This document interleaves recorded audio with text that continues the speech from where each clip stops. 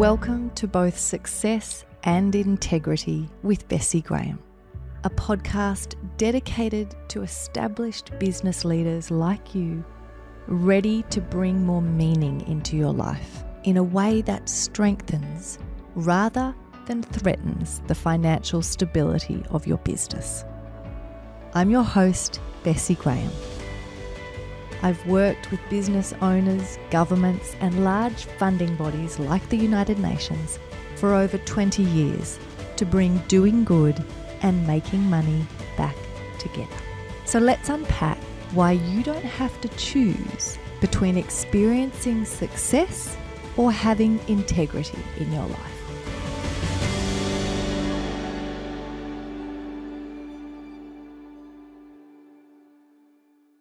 We're going to be talking a little bit about mastery today and digging into some of the traps, or I suppose the downsides that we can come up against as people who are used to doing really well and being successful and achieving. And what I'm keen to do in the conversation today is to learn from what others are seeing and patterns they're spotting.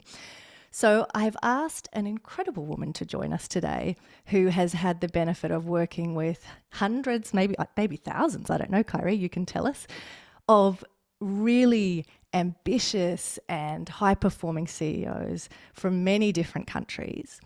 And I'm keen to ask a few questions and draw out some of the patterns and the lessons that we can all learn as business leaders on our own journeys of mastery in the work that we're doing. So Khaïry, thank you so much for joining us on the podcast today. It is really my pleasure. I was looking forward to this today. Could you give us a little bit of background just to sort of set the scene so people know who you are and what it is you've been doing over the course of your career that really can speak into this area for us as business leaders? Absolutely. So I currently am a business strategist to establish business leaders across the world, to be honest, and in different languages. And what's really, really fun about that is that I get to draw from different parts of my experience over the past 15, 20 years, both in martial arts and also in business, because I was leading for a long time teams of researchers and business strategists and project management consultants to help organizations really grow and 10x their bottom line. And being in those rooms and dealing with business leaders, but also coming from a martial arts and a very mindset-oriented type of background, it shows you things that most people will not see when you're having business conversations, right? It shows you patterns that people have that they don't see themselves. But when you're trying to help them with business strategy and you uncover those things and you tackle those things first, the business strategy part resolves itself. So that is the favorite part of what I do. And coming also from so many different parts of the world, I was born in the Middle East from parents who are from West Africa. I got my education in Europe and North America. It helps you with perspective, and perspective is everything when it comes to growth and mastery and all of those things. Absolutely. And I think you're right about that aspect of how valuable it is to have people who have really unique mixes in their background around things like your martial arts aspect. And I wrote down when I was looking at some of the pieces in your podcast, I loved the way you talked about, as we elevate to mastery, we need to build our mind, body, spirit, and systems. You then had, you always hear people talk about mind, body, spirit, but I loved that you then talked about systems added on there. And it's, as you said, through your experience with research and different components of how change works and projects work, it's fascinating when you can bring in some of those pieces that people don't usually or naturally put together, which can just make that perspective shift that suddenly they see something in a different way. Exactly. And the reason I talk about systems a lot as well is that a lot of times I find that we waste a lot of times in decision making when there gets a point where you don't need to be making as many smaller decisions. because, you know, you've elevated and so on, but we find ourselves in the same patterns of and wasting time and our willpower on decisions that literally you could put into a system, make it a habit, whether for yourself, for your team, for your family even, and that just frees up so much bandwidth Yeah, for people, right? But we don't think about absolutely. that. Yeah, I agree. And I think because there's often that piece that for those of us who are either entrepreneurial and tend to get bored with things quickly, and you're always sort of moving on to different aspects, I find that when you take the time to be really intentional, make a decision well once, but then set those Yes. pieces in motion, it actually frees you from the boredom and mental load as well of having to, every time that comes up, think through, oh, how am I going to do this, and start from a blank sheet of paper. It's actually, it is a waste of our time, but it also taps into the aspects where we'll end up doing a bad job on it because we don't actually want to think about it. So it's kind of a catch-22. Exactly. You literally caught, that's exactly how I am. I get bored very, very quickly. And I realized that about myself when I was a teenager, which was a good thing because I could work around it. But yes, that is absolutely true. Yeah, I'm wondering, I know that you and I have been in the same circles and in the same room many times, and you will have heard me talking to people about the fact that I always encourage business leaders to think like a system and act like an entrepreneur. So it's kind of that zoom out, look at all the moving pieces, look at the Yes. system you are operating in, the context, all of those pieces, but then don't just stay in the big picture, drill down and actually, what am I going to do, Yes. which is the entrepreneurial aspect. I'm wondering if we can tap in a little bit to all of the different business leaders you've seen and what might come out in some of the patterns related to this, because when I talk about that sort of systemic, and so in this aspect, I'm not talking about setting up a system or process, it's the system itself that we're operating in. When I talk to people about that, often it's almost this appealing or sexy thing of people being able to say, oh yes, I'm quite systemic and, this big picture thinker. And yet what we miss in that process comes back to some of the wisdom that was in the very, it's an old book now, but a great one, Sengi's book, Fifth Discipline, which is talking about this aspect. People want to get to the systems piece, but they ignore that there was 4 disciplines that came before that. You had to have personal mastery, mental models, a shared vision, and team learning to get you to systems thinking, right? And I'm wondering what are some of the patterns you've seen related to your work and trying to get these high-performing CEOs to a place of mastery? What are some of the versions of that recur over and over, where someone wants to play at one level but they're ignoring a bunch of the steps that come before? And you know what's really amazing? A lot of people who are already successful are extremely smart. So what I have realized is that it's not that they do not know. It is not that they do not understand. A lot of times it is either fear that things, I was very surprised learning from very successful people that they were still afraid to fail, for example. And so because of that fear, they tended to make decisions just within a specific realm. And anything beyond what they knew for sure they could achieve, they would actually just shy away from it. So that can be around learning, around leading teams, that can be around innovating in their industry, that could be around specific amounts of money that beyond that amount that they are used to or that they can fathom, they would literally self-sabotage themselves out of contracts. I've seen that so many times, right? So a lot of the things that we face as we're growing our businesses to the 6, 7, multi-7 figures or beyond that, a lot of the things that we faced getting there, we still face at that level. It just looks a little bit different. So for example, I have worked with very successful business leaders for whom building their sales team was a huge block, right? And we know that after a certain point, there's no way that you can do all the things. And so for this specific woman that I was talking to, it took me a little bit of really probing to figure out that the reason why she wasn't getting her sales team together was because of past trauma related to her corporate career where she was leading sales teams and where there was a lot of drama all the time, right? So now her building her own business, she wasn't setting up the foundation of any business, which is literally the sales, so that you can have cash in your business. She was still doing everything herself with other teams except a sales team. Now, that is not somebody who's not smart. That is somebody who understands and who knows, but there's other things underlying, her reason for not making this big decision. So it's not that people don't understand. They have patterns. I always say people don't have business problems. They have personal problems they bring into the business that show symptoms in the business. So that's really, there's so many different types of patterns. I could give you so many examples, but at the end of the day, it is typically personal. It is the mindset.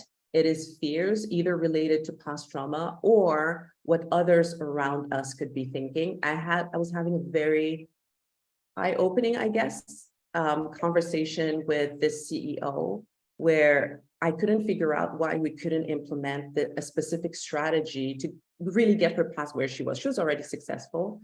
Turns out the reason why she didn't want to implement it was that it was going to make her more successful, which was going to mean her husband would leave. Now, this is not business strategy, right? This is not systems. This is nothing else, but it's literally other things that come and impact, all of the things that we just talked about. Yeah, well, and it's interesting because a bunch of those pieces that you spoke about, as you've pointed out, are mindset related. So whether it's aspects related to Carol Dweck's work on having a fixed mindset or a growth mindset, you spoke about components that fit very neatly in that category. But then also those pieces that really are around those narratives or stories that we are not really conscious of, but that are driving that behavior, which really comes back to that central aspect of, if we go all the way back to ancient Greek philosophers talking about the foundational task that we have is to know thyself. Like, what is the aspect of self-awareness and self-knowledge in all of that?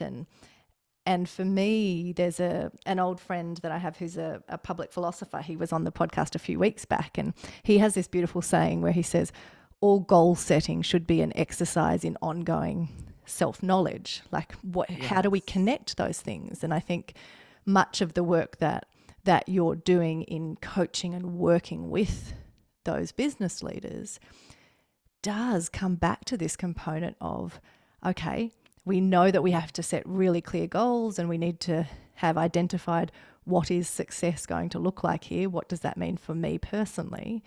But you can't do that unless you've actually done the self-awareness piece, which is exactly what you're talking about, uncovering what's driving that behavior. Yes. Is there... Oh, yeah, sorry, you go. Oh, I was going to say the self-awareness piece is definitely the most important. That is why even last week, I was coaching a group of multi-million-dollar business owners. And what I was focusing on is the importance of having in your calendar time to yourself. It's crazy how busy we get doing all the other things, but the most foundational part of everything that we have to do is gaining clarity. When you have clarity, your team has clarity, your clients has clarity, your audience has clarity. Everything is so much easier and simpler, but we tend to be extremely busy driving towards the next thing without acquiring the learning of the process, the internal and, the personal mastery and everything we have learned, and actually processing that and figuring out where we're standing on our own way. So if there's one thing that anybody should take out of this episode today, at least, is making sure that in your calendar you have, whether it's on a daily, weekly, monthly basis, that time to sit and reflect. And here's the thing, again, perspective. When I look at any masters across all disciplines that I have encountered, whether it is in business or it is in spirituality, or in martial arts, or other types of sports, or anything like that, they all have something in common, is that they do a lot of self-reflection. All of them do a lot of self-reflection and figuring out where they are, working against themselves. So that would be really my number one thing for you guys today. Yeah, I think that's great. And as you said, that when you were a teenager, you learnt early that you got bored easily and were able to work that in. I think one of the benefits, so I'm a deep introvert. So introverts like me have the benefit of, we learnt early that, oh, I need to have time by myself. So that's a very natural thing to kind of Me too. Yes. work into your life. But I think you are right that even as an introvert, the bigger or more complex your business life gets, the harder it is to be disciplined at Yes. ensuring that that is in place. And yet I know from my own experience that the days that don't start with me having quietness and being by myself are never as good as the days where Mhm. it begins with that kind of razor sharp, quiet clarity, and stepping into the day from that space is a Yes. much more powerful way to engage. Absolutely. Absolutely. And I guess because I'm an introvert, I thought everybody did that, Yeah, but apparently not. exactly. Yes. Who knew that was actually not obvious? You talk about the aspect of creating a first class life. I wonder if we connect some of the Mm. components of how you actually develop or build out your own version of that. Where do you think something like self knowledge sits within the creation of someone's first class life? 100%. And you said that I have goosebumps because for anybody listening, so I just moved my family to Portugal, which has been something that is part of our rich life, right? We wanted a specific lifestyle, we wanted to be able to travel and so on. But when I think about it, really building your rich life is a symptom or a consequence of self-awareness, because you don't know what is your rich life until you take the time to actually, go deep inside. What I see a lot of business owners again deal with is that they take on other people's goals and make them theirs. And so they're not aware of what it is that they want their first class life to look like, right? For a lot of people, growing, and I have so many examples that come to mind right now of growing their business to a point and then turning around realizing, oh my God, I just climbed the wrong mountain. I do not like this, right? And I see you, like, I'm sure you've met people like that. And at the end of the day, the self-reflection that I was mentioning is all about figuring out what you like and what you do not like, what you tend to be drawn towards, and what is really not you. It's really coming, you're taking it from other people's goals, what they think you should be doing, what your industry has as a norm. And so you believe that this is how you should lead your business as well. At the end of the day, a business, it's not an entity out there, it's you and other people's ideas that come together. So figuring out what it is that you want, figuring out how it is that you want your business to serve you versus the other way around, and starting to design, I call that literally just designing your life the way that you want it to. You could use your business, you could use your relationships, you could use your time and your money to design the lifestyle that you want, but it starts with the self-awareness. So how is it that you want to spend your time a few years from now? How is it that you want to spend your time with your family, with society? How do you want to give back? How do you want to contribute? What does that need to look like, right? And if we're not asking this question for ourselves regularly, what's going to happen is other people who have done that work are going to bring you into their plan. And that's how we wake up one day and we're like, I do not like this. Yes, because we didn't decide it. It Yeah. was decided for us.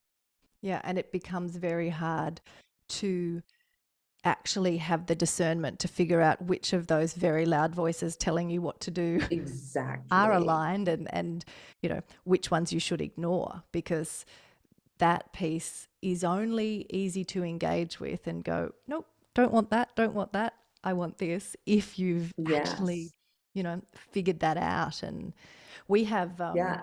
my partner Brad and I have this tool that we've been together for 20 years, and we've always talked about it as a decision cascade. And so what we kind of frame is, well, what's the first question? Like, what's the most important question? And how do we want to answer that? And then From there, you can level, okay, now there's going to be secondary questions and tertiary questions, and how does this flow?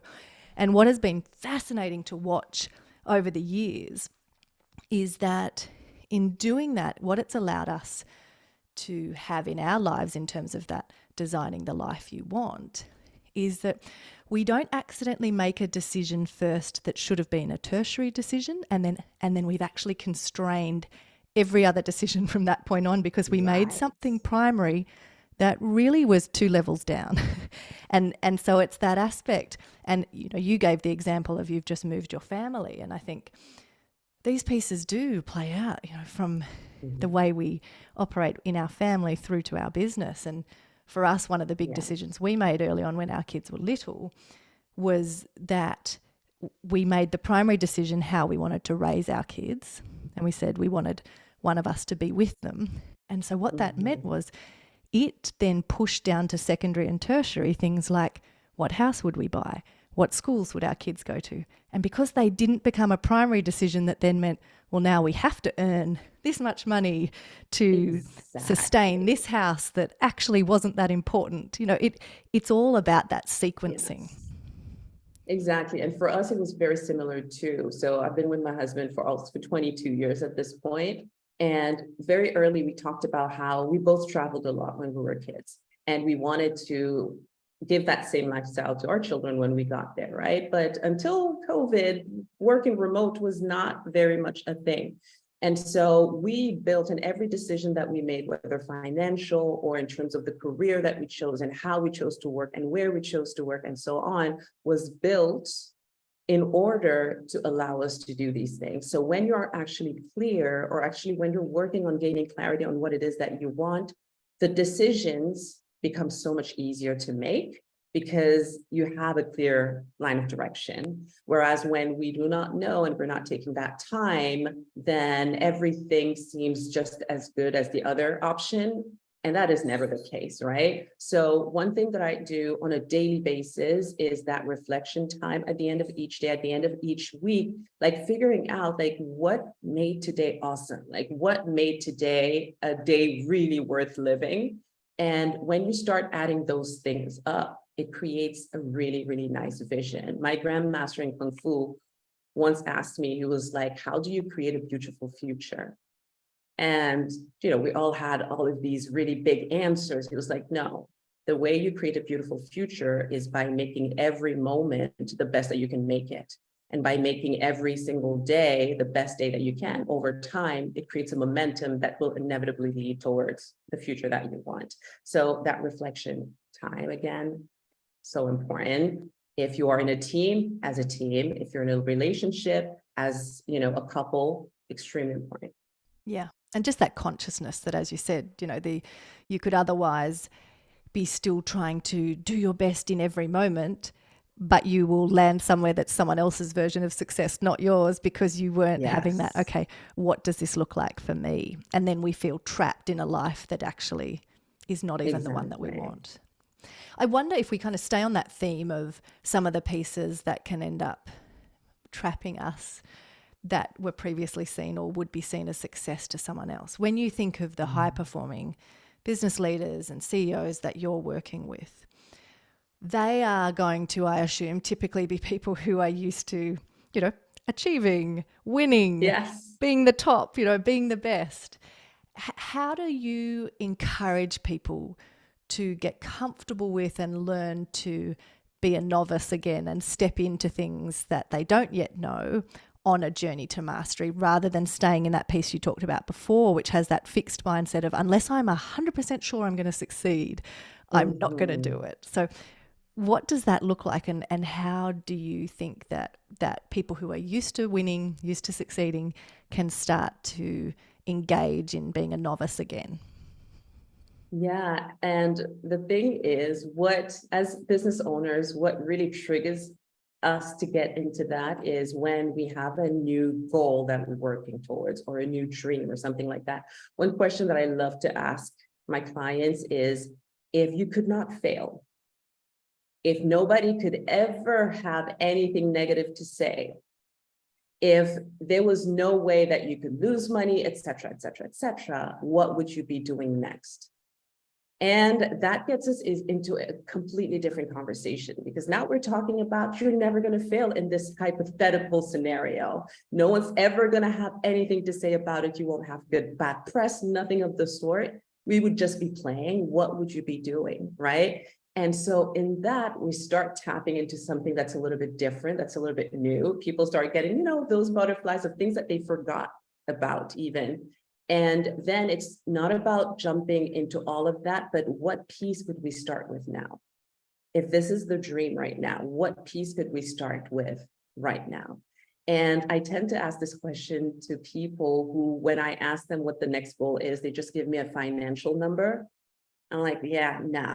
I doubt that you wake up in the morning and that is the only thing that you see, right? There has to be something else, but you'd be surprised how much so many people like forget about the other stuff.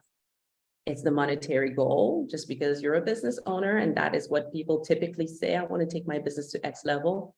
But no, for a lot of the entrepreneurs that I work with, money is not the number one driver anymore, even if they don't realize it. It's the other things. It's the type of impact they want to have on their family or others, right? And so getting them back into that space of creation, and then bringing one piece at least of that into whatever their plan is going to be, it gets them back into that mode of, you know, creating and being out of the regular again. Yeah. And sometimes what I've seen too is just adding a new person in their environment where they have new conversations changes things a lot. So that is again where your circle will have an impact. So getting into conversations with people who are innovative, who are doing those things and who are jumping in and bringing newness in what they do will definitely start impacting them as well. Yeah, I love that. And I think you're right that opening ourselves up and starting to I suppose, embrace that broader aspect of who we are. You know, we often talk about the aspect of bringing your whole self to work. And yes, when we fall into those one-dimensional traps of saying like, oh, my goal is to get to 8 figures, or my goal is to hit, you know, being an ultra high net worth individual, and it's just about one-dimensional component without those layers of why. So what would that enable? What would that give you? What is it about that that's appealing? I think it's the richness of your answer in that layered way that will actually increase the chance that you're going to stick at it. Are there components, when we still stay on that theme of sort of the movement from novice to mastery, are there components that have been useful for you when you think of, say, the martial arts angle of that journey to mastery and how that kind of matches over to business? So when it comes to mastery, at the end of the day, and you know how I shared earlier that it doesn't matter what your art form is, whether it is business or anything like that, people will typically start at a phase where, and this is across the board, where initially things are difficult, right? And anybody who's built a successful business can testify to this. At the beginning of anything that you're doing, it is difficult. It takes up your emotions, it takes up your time trying to figure things out, etc. But it's all about repetition of anything. So the more you can repeat, so whatever it is that you're trying to work on elevating, whether it's a skill set, your mindset, your self-awareness, anything like that, it's just building the habit at the beginning of the process and doing the thing over and over and over again. There comes a point where you don't have to think about it. What will happen is your intuition kicks in, right? That's why Bruce Lee says, I fear not the man who knows 1,000 kicks. I fear the man who has practiced one kick 1,000 times. So taking that thing and doing it over and over and over and over, the same way you have built your business to success, you can learn other skills, you can develop other talents, and you can elevate yourself to whatever next goal it is that you have achieved. So it is important to realize that although maybe where you are right now might seem like the summon for somebody else, for you, it is just the beginning. When you look at martial arts, what everyone considers like the end results, having a black belt. we say is just the beginning of the training. Before that, you were in kindergarten, right? So wherever your business is at right now, you probably were in kindergarten before. There's so much potential still. It's just about figuring out what the next step is, and practice for yourself, and the people around you will definitely take you there. So it's that same mentality and the growth mindset we were talking about before. Yeah. I'm wondering for you, Khaïry, what is it when you think of your own personal sort of vision of some of those aspects of what mastery and contribution is going to look like for you in your life? What is it about business that you love so much, and why are you pouring your energy and time and focus of your skills into that area of business? What is it that you hope to be contributing to in terms of that bigger picture? I love this question so much. So here's the funny thing. As I said, I really believe that mastery is the same across the board. The way you attain mastery is the same. What's really cool about business is that you can quantify. You know when things are working and you know when they're not, right? And as I said, if you tie that back to what I said earlier, that business building and business success, people don't have business problems, they have personal problems that show symptoms in the business. Anything that is not working in the business, I 100% believe can be solved much in big part when we start inside, when we start internally and we start shifting things around you in your business, in the people that you serve, start shifting as well. And you can actually quantify it. You can calculate the ROI of your mindset with your business, whereas in some other art forms, etc., it might be a little bit harder to quantify. So that is one reason. It's because you literally see the transformation that somebody will have leading their business, and the transformation that the business encounters. It's so similar, and that is one thing. The other piece that I really, really like as well is that entrepreneurs are literally the people that change the world. They are the ones that bring about transformation the fastest. They are the people that gather audiences and gather people and change mindsets and change ways of lives much faster and at a much bigger scale than big organizations. I've worked with a lot of big organizations. It was not the most fun for me, right? Working with entrepreneurs, they're more agile. They can, go and implement much faster and have an impact much faster. That for me I absolutely love it. And I come from my mother is an entrepreneur. My mother never finished high school. She got married very early, but I saw her go from not even finishing school to whatever she's doing right now, which is phenomenal, all through entrepreneurship, right? So that is definitely another aspect of that as well. Beautiful. If you could only get the business leaders who are listening to embrace one thing in terms of something they changed or started to actually put into practice in their business life, what would you want that to be? I would say start paying attention to how you talk when nobody is listening. Pay attention to how you talk to yourself when it's just you. Nobody else around, but when it's just you, you're in your bathroom, you're getting ready, there's something that's going on through your mind. What does it say? When you're about to go to bed, there's voices in your mind. What do they say? Right? The way that we talk about our time, our money, the people around us, etc., a lot of times we don't realize, but we have this loop and this pattern that's going on. And if you just take the time to pay attention, you're going to be so surprised at what's happening. And then you can change things, because a lot of people face the same problems over and over and over again, because when they're alone, that's what they're telling themselves over and over and over again, right? So that's, again, awareness. So over the next day, today, over the next week, take the time when you're alone to pay attention to what you're saying to yourself, and you'll really be surprised at what you can do about it. I love that. That's great. And Khaïry, if people want to hear or learn a bit more about the way you think about mastery and what you're doing, what's the best way to get in touch with you and follow along your journey? Oh, yeah, absolutely. Well, right here is the best place.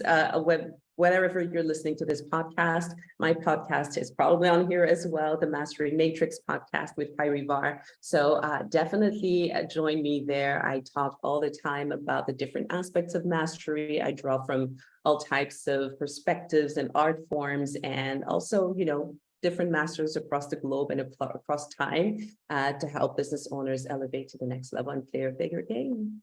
Beautiful. We will share the link in the show notes, so feel free to just jump into the notes, folks, and go and listen to some of the episodes of Khairy's podcast. Thank you so much, Khaïry. It's been wonderful to talk to you and pick your brain a little bit about some of those things that we can tweak in our own lives to really become more conscious, become more aware of that beautiful aspect you mentioned, that there's not the business problems, they're actually personal, and we need to own that and kind of start from the inside out. So thank you so much for sharing with us today. It was my pleasure. Thank you for having me.